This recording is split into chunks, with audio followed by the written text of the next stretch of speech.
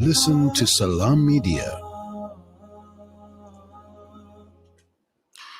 Very warm welcome back with myself, Nafisa Dangle, on the mid-morning show, of course, enticing you into better spaces and places. And not a better time to discuss a topic that I think is very pertinent to every single one of us. We're going to be speaking to Senzekile Shongwe from the University of Johannesburg. She's an experienced recruitment specialist with a demonstrated history of working in the mental health care industry, skilled in recruitment training, a training facilitator, individual counselor, a career counselor, and of course, a strong human resources professional that graduated from Pearson Institute. A very good morning to you, Senzekile. I'm so glad that you decided to join us on the show this morning. Good morning, Nafisa. Thank you so much for the invite. I'm looking forward to the conversation. Most definitely. And what a better, should we say, topic to discuss, because we've started off the new year, but I think for a lot of people it hasn't been a new year of a good note. People are still, I think, bringing their last year's, should we say, baggage of mental health back into 2022 and struggling to deal with it. So I want to thank you so much for taking the time out. I see you driving and I'm so excited that you've actually taken the time out to be able to educate us about how we can deal with it. So talk to us. I mean, as we know, also the most important thing is the matric results are going to be coming out soon, and people's mental spaces are not so good, because we also had a very difficult matric year where kids were forced to of course change their direction of thinking, where they had to work online and then try and balance that out, and they're now getting their results. It's of course the trauma, the anxiety, everything has increased a lot more. So let's start off with that and then go into the general version of how we can deal with things. Thank you so much for that question. And I like that question because you are quite right. A lot of people are struggling to tap into 2022 because every time we cross over to a new year, we're expected to have a new you. You expected to have new ways of doing things, new and positive ways of dealing with stuff. But we forget that everyone has been traumatized over the past 3 years because of COVID-19. So crossing over and doing things positively and having new ways of thinking and new goals is quite hard and very different than how it used to be, because all of these years, all of these 3 past years have been so traumatic, and they have really given a less positivity in the past for a lot of people. So tapping into positivity, tapping into being energetic and looking at your mental health in a more positive way has really become harder than normal. And then with regards to metrics, yes, it has been a terrible way of academia, especially in the past year, 2021. It has been very difficult for pupils. A lot of them, when I've spoken to a lot of matrics last year, they were telling me that they don't even know whether they want to go to university, because everyone that has a degree or that has completed is jobless. Other people are saying we don't have money to go to varsity. We are not mentally okay to even study enough for us to get high marks. So there's a lot of things that are changing. There's a lot of diversity, which does affect our minds, our mental health quite a lot. So I think, to say the least, this is a time in our lives that everyone has to be empathetic. Everyone has to be empathetic towards themselves and how they're thinking and how they're feeling, and to accept their emotions for what they are, and not try to go with the trend of feeling happy, feeling energetic and rejoiced just because it is a new year. That is so true, and I so agree with you there. As a parent, what sort of advice would you give parents? Because I think what happens is a lot of the time there's added pressure from that end for a person to be able to perform and say, well, you could have done it, you could have tried harder, you didn't try hard enough. And as we know, the suicide rate then starts increasing. And I think that is becoming one of the biggest problems at this moment, because every time and every single year that we go through, the first thing we hear is there's loads of suicide that has taken place due to the fact that a matric has gotten results and looked at themselves as inadequate. So what sort of advice would you give to parents then? Because I think that's very important. Firstly, I'd like to make them aware that I'd say 70% of the time where students want to do well in school is so that they can impress them, so that they can make their parents proud. This means that they are the ones that are setting the standard of how they are feeling, right? So with parents, I can advise that they should play a huge role in supporting their children so that no matter the results that come out, the children will always know that they have got a good support structure at home. So instead of saying things like, I wonder what the results are going to be, rather you say that whatever the results are going to be, I will be there for you, I will support you. That no matter what the outcomes are, you and I together will find a way of moving forward. If you did well, we will find a way of looking at career options that will be good for you. If you didn't do well, we would look at you rewriting or look at other avenues of us moving forward. When you do that, you're saying to them, no matter what the results are, I will welcome you with warm arms and I will always support you. Now, this is what decreases then the suicide rates, because they feel as though there is hope no matter what the results are, because my mom or my dad or my family is there for me and they accept me for who I am, and they understand the type of stresses that I have been through because of the way that the academics have been set out in the year 2021. So support your children no matter what and be there for them and ask them, how are you feeling? Are you feeling anxious? Are you feeling okay? Are you looking forward to your results? And tell them not to worry. Tell them that it's going to be okay. That is the kind of role that parents need to play so that their children are less stressed, are less anxious, and they feel supported and mostly loved for who and what they are. I so relate to you with what you're saying, because a lot of the times, and I think we're all guilty of it as parents, the Mhm. expectations are high. But at the same Yeah, time, we've also got to determine that each child has their own potentials and their own yes, qualities and their own characteristics. And we need to work on that. Everybody can't be a doctor, everybody can't be a public servant, each child has their own qualities. And I think it's having to tap into that and direct them from that to be able to help them move forward and find their space in the field that they need to be in. It's not necessarily what we as parents want, but it is what they as individuals can do for themselves to have a good quality of a career and in a space that they're happy with, because it will relate to what type of personality they have and the type of credentials they have. that is absolutely right. And if you have got a child that is not yet doing matric or is still in school, I need you as a parent to ask them, what do you want to do for your future? Do not impose things on them. Do not say you have to be a doctor. Oh, you're talented in this. Maybe you should do that. Say to them, you must kind of like highlight their strengths. I see that you're good at that. I see that you love doing this and that. What would you like to do for yourself, so that you can guide them as per what their hearts and desires are?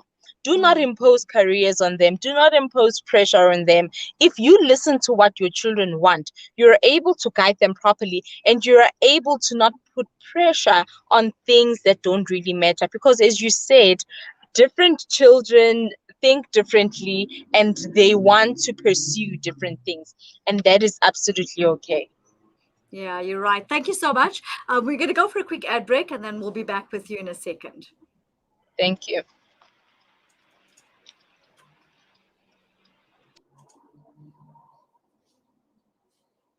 Shiver at his lips, mud on his clothes. When he is cold, the hunger is worse, the nights are longer, and the pain is more severe.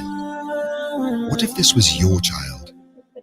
The Al Imdad Foundation's Global Winter Appeal allows you to make a difference for refugees, IDPs, and struggling No, but I got communities in the 21 Senzekile countries globally. in matric. Sponsor a winter pack today for just 600 Rand. Don't talk to it. Donate online at alimdad.com or call I 0861 don't have no complaints. I'm 786 happy.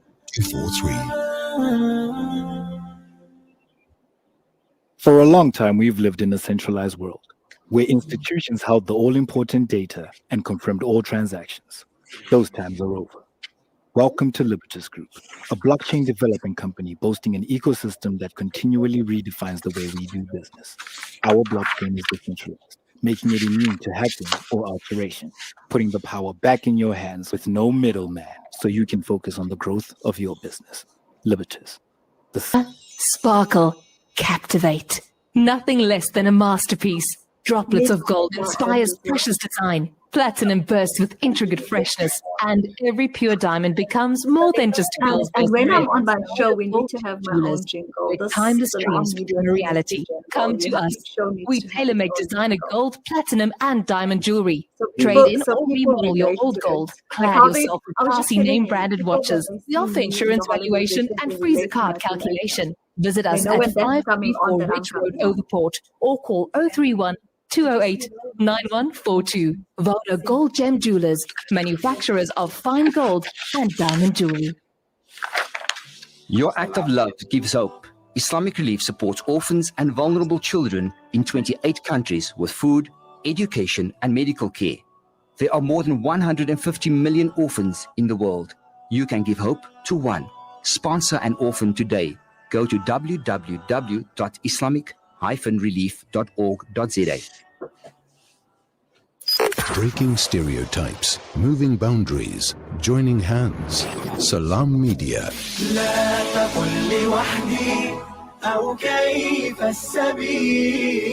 Humanity sets the agenda.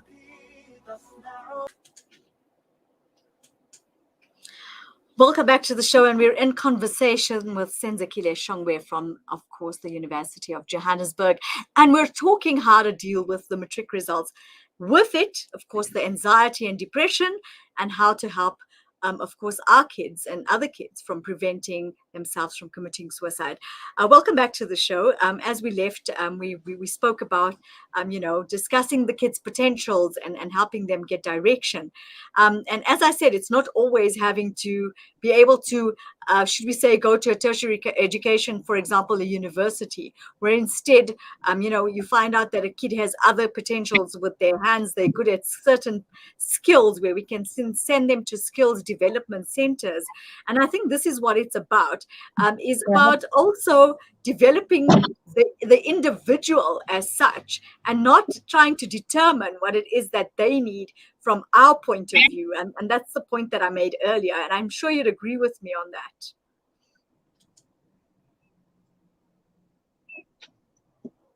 Senzekile, did you hear my question? Sorry, I didn't hear your question. Okay, so coming back to it, as I discussed, before we left for the ad break, we spoke about the potentials and determining the potentials in our kids. Of course, each one having its own worth, and also recognizing the fact that each child will not be able to attend a university because each one's potential is different.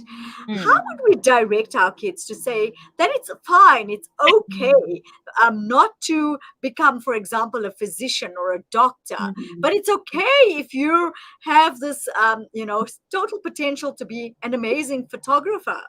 I think that's the things is, should we tap into their values and encourage them more from a personal perspective as from a career perspective? Because I think once they find their personal potential, it'll automatically drive them into their career potentials. I can tell you now that it starts at home. It really does start at home. The reason why I want to be a doctor or I want to be a lawyer is kind of in some way influenced by how I would like my parents to be proud of me, or what the schooling system is saying, or what the majority feels as though the correct or good career is.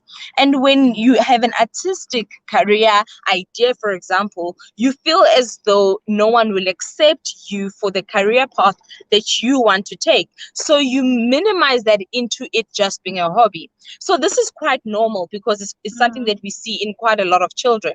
Now, for parents, what I would say is encourage those hobbies. If your child says, I like playing soccer, I like singing, I like doing music, encourage those hobbies and you take them seriously. That is where you start, by taking their hobbies seriously, because those things are things that are innate. It's things that people grow up and they become fond of, and you find that, and it's very easy to see. You find that they have an interest in a particular thing, but they don't see it as a future career because it is taboo or because I don't feel like people will accept it. As a parent, take those interests seriously. If your child likes to swim, for example, if you can afford it, invest in them joining a swimming school, for example, just so that there is that emphasis that me as a parent sees that you're good at swimming. And I think you can go far in swimming. Yes, you can continue with the school. I'm not going to stop you, and I'm going to encourage it. But focus on this as well, because this might take you far. When you do that, you have opened the opportunity for your child to explore their talents, their gifts, and their interests in a much wider scale than they would have if you did not support their hobbies and take them seriously. That is so true. Would you agree with me on the fact that we as a society on the whole are the ones that are guilty of these types of situations, because Yep. we create those expectations and we tell ourselves that, you know what, oh, we need this because there's a certain type of stature. But don't you think that we as a society need to change our mindset to say that, I respect that person because he's found his potentials and he's brought out the best in himself. And I respect him for standing up for who he is and not for what we expect of him or want for him to be. I fully agree with you. It is a society, but you have to also realize that this is years and decades and centuries of having an idea of what a good career is supposed to be. But I can also say that it starts with you as a person, your innate self. Try to accept yourself and your needs and your wants and your desires as a person without thinking about what other people will think of you. I think that's the best thing to start with. Yes, we can influence the society to start thinking differently, but that will take us a long time because it's very difficult to change what other people think. But start with yourself. If this is something that you love doing, if this is something that you want to do, just do it. And keep people around you that will support you and keep moving forward and put your 110% on it so that it becomes a success. I so agree with you. You've definitely given us such valuable advice today. We really, really appreciate the fact that you've taken the time to come out. What message would you like to leave us with this morning? I'd like to leave a message for the children that are waiting. They're not children anymore. The teens that are Or should we waiting say for the their young results. adults? We'll call them the young adults, adults. yes. They're not children anymore. So I'd like to say to them that, you know what, it's okay. Congratulations if you did well. It's okay if you didn't do well. It is not the end of the road for you. Whether you did well, whether you did not do well, if you did do well, it is the beginning of a new road, a new journey. Same as the one that didn't do well. It's a beginning of a journey as well that you can choose about. What do you want to do with your life? Do not feel bad. Do not feel distorted. Yes, it's normal to feel sad and disappointed, but let that pass, right? You have got a whole big, long journey ahead of you that you can sit down and decide, this is what I want to do from here. And you go ahead and you do it. And for the parents, just chill. Parents should just chill, relax. And the only thing that teens, young adults, children need from you guys is love and acceptance. There is no child on earth that will disagree with what I've just said. All they want is love and acceptance. Give them that and you will not go wrong. I so agree with you 100% there. And I want to thank you so much. You've definitely made us actually think about what you've said. And I think many our parents that are listening today will change their mindset into a better version to be able to entice their kids into a better mindset as well, because that's where it starts from, by creating that positivity around you so that they can realize that, sometimes failures just redirect you into something that's better. And maybe that particular thing that you wanted to do was really not meant for in the first place. So thank you so much. I really appreciate you taking the time out and joining us, and wishing you a wonderful 2022. I hope it's a better one and a successful one for yourself. Thank you so much for your time. Bye. You take care. Bye-bye. That was Senzekile Shongwe from the University of Johannesburg, and definitely some really valuable advice for all you parents out there. And I think also from a general basis, just from an anxiety and depression point of view, to be able to look at yourself in a worthful way, to say that I have some value and I have some worth, and the things attributes that I have to myself is something I need to look at, and not look at the negatives. And that will help you change your mindset already. And I think that's 3/4, of the problem solved. Once your mindset and your focus is there, there's so much more that you can do for yourself in order to move forward. We're going to go for a quick break. Stay with us. And then let's not forget, stay with us, because we're going to be taking the taxi through Mzansi.